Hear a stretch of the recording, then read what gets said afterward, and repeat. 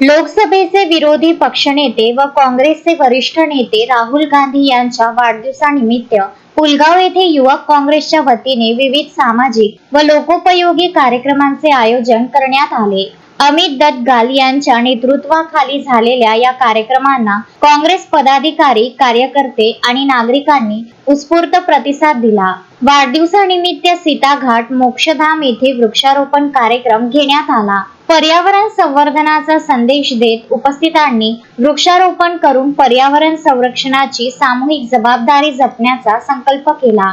त्यानंतर रात्री शहीद भगतसिंग चौक येथे भव्य वाढदिवस सोहळा पार पडला। यावेळी केक कापून राहुल गांधी यांचा वाढदिवस साजरा करण्यात आला। तसेच आकर्षक आतिषबाजी करण्यात आली। कार्यकर्त्यांनी घोषणाबाजी करत राहुल गांधी यांना शुभेच्छा दिल्या।